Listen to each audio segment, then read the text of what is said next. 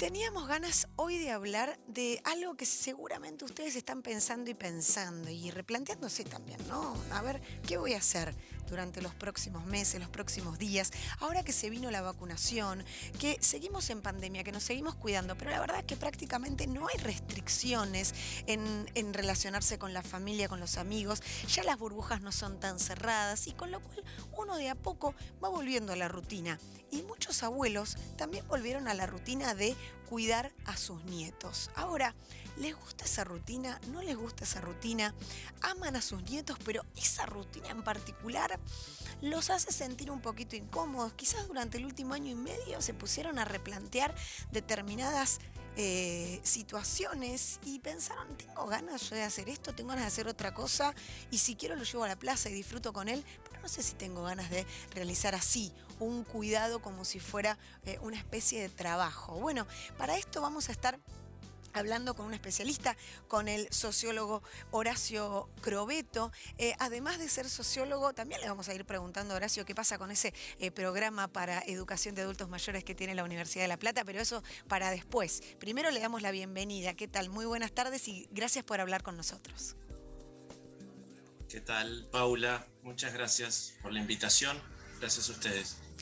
Bueno, te queríamos plantear, Horacio, este tema que para muchos abuelos es un dilema, realmente.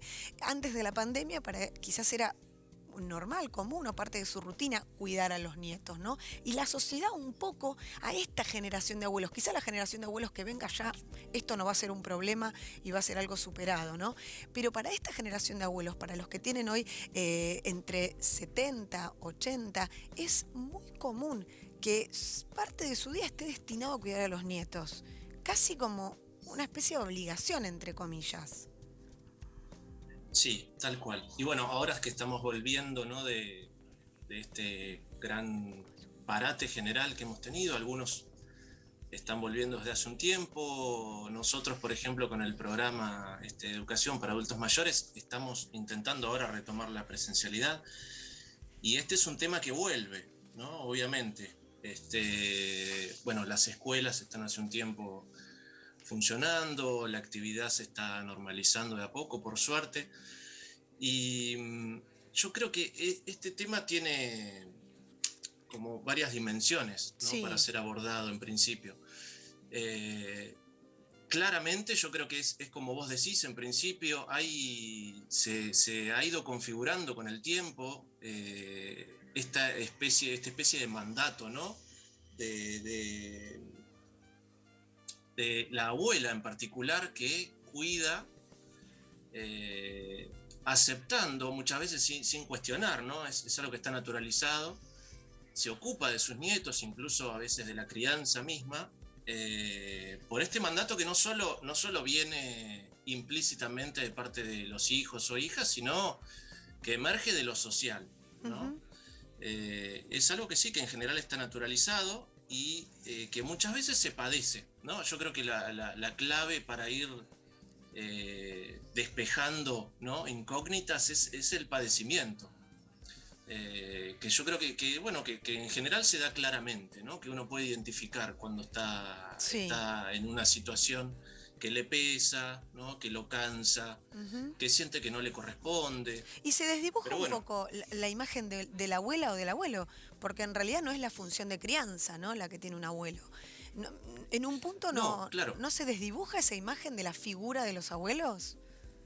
Yo creo que esto tiene que ver, como te decía, con muchas dimensiones. Por ejemplo, yo digo abuela porque hay, por ejemplo, una variable de género, ¿no? En este tema. Por ejemplo, a la hora de hacerse cargo de los nietos o nietas, no, en general no le pedimos lo mismo al varón, ¿no? Al abuelo. Claro, eso Ahí también ya hay un pasa. punto, ¿no? Por Ujú. ejemplo. Entonces, una pregunta podría ser, en esta escena tan naturalizada, ¿no? En donde los padres tienen que ir a trabajar o tienen que tener sus actividades y dejan a sus hijos o hijas con la abuela. ¿Se está continuando con un mandato que tiene que ver con una asignación que está naturalizada de roles por género? En este caso, el Claro. cuidado, ¿no? Es una tarea clásica, ¿no? las últimas décadas, por suerte, están cambiando en ese sentido, pero es una tarea clásica de la mujer, ¿no? A lo largo de la historia. Ujú. Entonces ahí, en un punto, no estaría tanto dado por la edad, sino por Por continuar género. con un rol asignado naturalmente. Pero también tiene que ver, seguramente, con el, la persona mayor vista como la clase pasiva, ¿no? Como una persona que ya forma parte de un grupo de personas que no tienen cosas para hacer, ¿no? Porque, Claro. por ejemplo, lo más probable es que estén jubilados o jubiladas. Digamos que tiene tiempo Entonces, libre, ¿no? Como si tuvieran la obligación que utilizar ese tiempo libre en la crianza de los nietos. exactamente. Entonces, ahora, esa clase pasiva, ¿no? Como se la llama, en general es una denominación que viene de, bueno, de la organización de los estados, de la división de los trabajos, ¿no? Tiene que ver con la organización económica, ¿no? Ujú. De las sociedades. Entonces, digamos, otro punto que a mí me parece importante es que cuando hablamos de pasividad, Sí. reflexionemos en qué estamos pensando, ¿no? Estamos pensando en general con, por ejemplo, bueno, un trabajo asalariado, un trabajo Ujú. remunerado, con tareas que tienen que ver con la producción, ¿no? Con la economía de las sociedades. Nosotros, bueno, desde los estudios de la vejez y, bueno, y nosotros desde la Facultad de Humanidades Ujú. y en general en todos los programas educativos para adultos mayores se habla de, bueno, justamente de vejez activa, ¿no? No pasiva. Claro, y Justamente todo lo contrario. desde tu lugar de sociólogo, ¿identificás que en la última década hubo un cambio de mirada hacia los adultos mayores? ¿Que ellos también generaron ese cambio en la mirada con Europa, con esta revolución de las canas? Y bueno, y los adultos mayores también levantando la voz en muchas situaciones. ¿Sentís que, o estudiaste, ves en esas estadísticas que hubo un cambio? Sí, sí, eso es evidente. Hago una pequeña corrección, no soy Sí. sociólogo, Ah, perdón. yo soy de la Facultad de Humanidades, soy licenciado en Letras, Perfecto. estoy rodeado de sociólogos, eso seguro. Estás empapado de Este, sociología. Muy bien. eso seguro. Este, yo estoy por ejemplo, en este programa hace 10 años, ¿no? El PEPAM en particular tiene unos 28 años, el año que viene cumple 28 años, y estos últimos tiempos, eso que vos decís, Sí. se nota muchísimo, ¿no? Porque, digamos, hay otra mirada sobre la vejez, evidentemente. La Ujú. vejez está siendo tomada, por suerte, por parte de las políticas públicas como, bueno, como tiene que ser tomada, ¿no? Como estas personas, como personas que, por supuesto, Parte de la sociedad, son, ¿no? Pues si no bueno, por pareciera supuesto, que se jubilan y que, bueno, listo, ya no son más parte de la sociedad. Están los que trabajan y, bueno, y los que están fuera de esta isla, que son los que se jubilaron. Es ridículo, uno lo piensa y lo ve ridículo, pero todavía está en algunos lugares y también en algunos lugares gubernamentales. Está tan anclado esto. sí, sí, claro. Personas que básicamente siguen deseando, siguen teniendo actividades, siguen teniendo Claro. intereses y siguen desarrollando proyectos, ¿no? Ujú. Justamente tiene que ver, el tema es que se identifica tanto en este sistema capitalista, digamos, ¿no? Que la actividad tiene que ver en general con una actividad productiva en el sentido económico, ¿no? Y social del término, que nos olvidamos que en general nuestra realización, digo, nuestros placeres, nuestro desarrollo como personas, no tiene necesariamente que estar ligados con ese tipo de productividad, ¿no? Claro, con la Entonces, económica. asumimos eso, se podría decir que un poco naturalmente, inconscientemente. Entonces, muchas veces se piensa que esa actividad que estamos asignando a las personas mayores, bueno, vienen a ocupar su tiempo porque tienen Ujú. demasiado tiempo libre, porque no tienen nada para hacer. Y muchas veces las personas mayores, bueno, por supuesto, asumen ese rol, ¿no? También. Esto no quita, por supuesto, que es una cuestión de ver siempre caso por caso, ¿no?